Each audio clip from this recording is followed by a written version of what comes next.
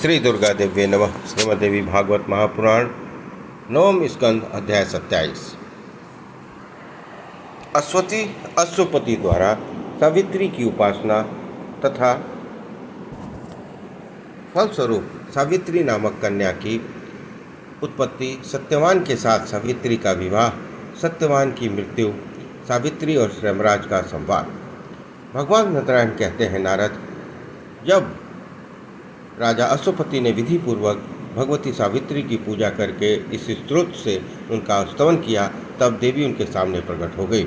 उनका श्री विग्रह इस प्रकार प्रकाशमान था मानो हजारों सूर्य एक साथ उदित हो गए हों। साध्वी सावित्री अत्यंत प्रसन्न होकर हंसती हुई राजा अश्वपति से इस प्रकार बोली, मानो माता अपने पुत्र से बात कर रही हो। उसमें देवी सावित्री की प्रभा से चारों दिशाएं प्रकाशमान हो रही थी। देवी सावित्री ने कहा, महाराज, तुम्हारे मन की जो अभिलाषा है मैं उसे जानती हूँ। तुम्हारी पत्नी के संपूर्ण मनोरथ भी मुझ में छिपे नहीं हैं, अतः सब कुछ देने के लिए मैं निश्चित रूप से प्रस्तुत हुई हूँ। राजन, तुम्हारी परम साध्वी रानी कन्या की अभिलाषा करती है और तुम पुत्र चाहते हो, क्रम से दोनों ही प्राप्त होंगे। इस प्रकार कहकर भगवती सावित्री ब्रह्मलोक में चली गई और राजा भी अपने घर लौट आए। यहाँ समयानुसार पहले कन्या का जन्म हुआ। भगवती सावित्री की आराधना से उत्पन्न हुई उस कन्या का नाम राजा अश्वपति ने सावित्री रखा। वह ऐसी सुंदर थी मानो कोई दूसरी लक्ष्मी ही हो। वह कन्या समयानुसार शुक्ल पक्ष के चंद्रमा के समान प्रतिदिन बढ़ने लगी। समय पर उस सुंदरी कन्या ने 9 यौवन लक्षण प्रकट हो गए। दुम्नसेन कुमार सत्यवान को यह पति बनाना चाहती थी, क्योंकि सत्यवान सत्यवादी, सुशील और नाना प्रकार के उत्तम गुणों से संपन्न थे। राजा ने रत्नमय आभूषणों से अलंकृत करके अपनी कन्या सावित्री को सत्यवान के प्रति समर्पित कर दिया। सत्यवान भी बड़े कौतुक के साथ उस कन्या को पाकर अपने घर चले गए। 1 वर्ष व्यतीत हो जाने के पश्चात सत्य पराक्रमी सत्यवान अपने पिता की आज्ञा के अनुसार हर्षपूर्वक फल और ईंधन लाने के लिए अरण्य में गए। उनके पीछे पीछे साध्वी सावित्री भी गई। दैवश सत्यवान वृक्ष से गिरे और उनके प्रयाण कर गए। उन्हें यमराज ने उन्हें देखकर उनके अंगुष्ठ सदृश सूक्ष्म शरीर के साथ लेकर यमपुरी के लिए प्रस्थान किया। तब साध्वी सावित्री भी उनके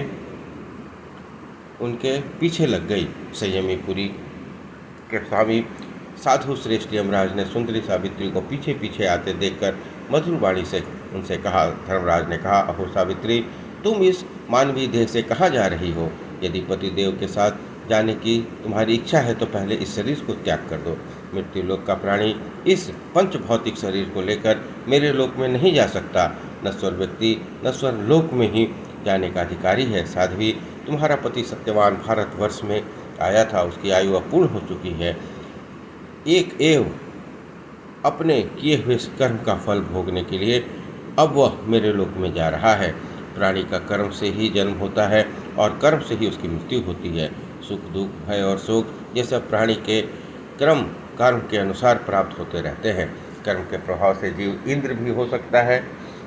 अपना उत्तम कार्य उसे ब्रह्मपुत्र तक बनाने का समर्थ है।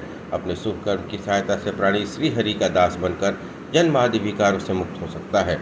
संपूर्ण सिद्ध, अमरत्व तथा श्रीहरि के सालोक्य आदि 4 प्रकार के पद भी अपने शुभ कर्म के प्रभाव से मिल सकते हैं।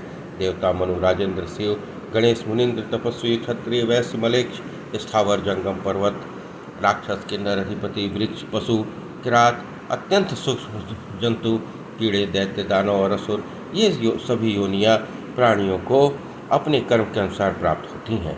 इसमें कुछ भी संचय नहीं है। इस प्रकार सावित्री से कहकर यमराज मौन हो गए। भगवान नारायण कहते हैं, मुने, पतिव्रता सावित्री ने यमराज की बातें परम भक्ति के साथ स्तवन किया। फिर वो उनसे पूछने लगी। सावित्री ने पूछा, भगवान, कौन कार्य है? किस कर्म के प्रभाव से क्या होता है? कैसे फल? कौन कर्म हेतु है? कौन देह है? कौन देही है? अथवा संसार में प्राणी किसकी प्रेरणा से कर्म करता है? ज्ञान, बुद्धि, शरीरधारियों का प्राण, इंद्रियां और उसके लक्षण और देवता, भोक्ता, भोजिता, भोज, निष्कृति तथा जीव और परमात्मा, ये सब कौन और क्या है? इस सब में परिचय बताने की कृपा कीजिए। धर्मराज बोले, साध्वी सावित्री, कर्म दो प्रकार के हैं, शुभ और अशुभ। वेदोक्त कर्म शुभ है, इसके प्रभाव से प्राणी कल्याण का भागी होते हैं। वेद में जिसका स्थान नहीं है वह अशुभ कर्म नरकप्रद है। देवताओं की संकल्प रहित हो अहेतु की सेवा की जाती है, उसे कर्म निर्मूल रूप कहते हैं। ऐसी ही सेवा इष्ट देवता के प्रति श्रेष्ठ भक्ति प्रदान करती है। कौन कर्म का फल भोगता है और कौन निर्लिप्त, इसका उत्तर यह है। श्रुति का वचन है कि ब्रह्म की उपासना करने वाला मनुष्य मुक्त हो जाता है। जन्म, मृत्यु, जरा, व्याधि, शोक, भय ये उस पर अपना प्रभाव नहीं डाल सकते। साथ ही श्रुति में भक्ति भी दो प्रकार की बतलाई गई है, इसमें किसी का विरोध नहीं है। एक को निर्वाण प्रदा कहते हैं, दूसरी को सारूप्य प्रदा। मनुष्य इन दोनों के अधिकारी हैं। वैष्णव पुरुष को भगवान श्री हरि का सारूप्य प्रदान करने वाली भक्ति अभीष्ट है और अन्य ब्रह्मज्ञानी योगी पुरुष निर्वाण प्रदा भक्ति के चाहते हैं। कर्म बीज रूप है, निरंतर फल प्रदान करना इसका सहज गुण है। यह कोई दूसरी वस्तु नहीं किंतु परमात्मा भगवान श्री हरि और भगवती प्रकृति का ही रूप है। देवी प्रकृति माया विशिष्ट ब्रह्म रूपा है। कर्म भी इन्हीं से उत्पन्न हुआ है। देह जो सदा से नश्वर है, पृथ्वी, तेज, जल, वायु और आकाश ये 5 भूत सूत्र रूप है। परमात्मा के सृष्टि प्रकार में इनका उपयोग होता है। कर्म करने वाला जीव देही है, वही भोक्ता और अंतर्यामी रूप से भोजीता भी है। सुख एवं दुख के साक्षात स्वरूप वैभव का ही दूसरा नाम भोग है। निष्कृति मुक्ति को ही कहते हैं। सत्य संबंधी विवेक के आदि कारण का नाम है ज्ञान। इस ज्ञान के अनेक भेद हैं। घट पटादि विषय तथा उनका भेद ज्ञान के भेद के कारण कहा जाता है। विवेचनमयी शक्ति को बुद्धि कहते हैं। श्रुति में ज्ञान बीज नाम से इनकी प्रसिद्धि है। वायु के ही विभिन्न रूप प्राण हैं। इन्हीं के प्रभाव से प्राणियों के शरीर में शक्ति का संचार होता है। जो इंद्रिय के प्रमुख परमात्मा का अंश, संशयात्मक कर्मों का प्रेरक, प्राणियों के लिए दुर्निवार्य, अनिरूप्य, अदृश्य, बुद्धि का विरोधी, इसे मन कहा गया है। यह शरीरधारियों का अंग तथा संपूर्ण कर्मों का प्रेरक है। यही इंद्रियों को विषयों में लगाकर दुखी बनाने का कारण शत्रु रूप हो जाता है और सत्कर्म में लगाकर सुखी बनाने का कारण मित्र रूप है। आँख, नाक, कान, त्वचा, जिह्वा आदि इंद्रियां हैं। सूर्य, वायु, पृथ्वी और ब्रह्मा आदि इंद्रियों के देवता कहे गए हैं। जो प्राण और देहादि का धारण करता है उसी की जीव संज्ञा है।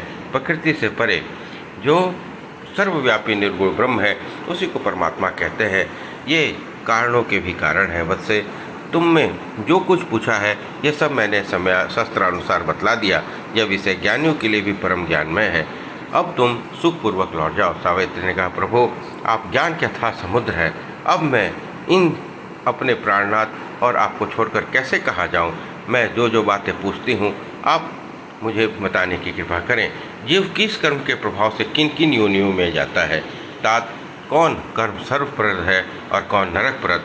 इस कर्म के प्रभाव से प्राणी मुक्त हो जाता है तथा गुरुदेव में भक्ति उत्पन्न करने वाले कौन से कर्म कारण हैं। किस कारण से फलस्वरूप प्राणी योगी होता है और किस कर्म फल से रोगी। दीर्घजीवी और जीवी होने में कौन कौन से कर्म प्रेरक हैं। किस कर्म से प्रभाव से प्राणी सुखी होता है और किस कर्म के प्रभाव से दुखी।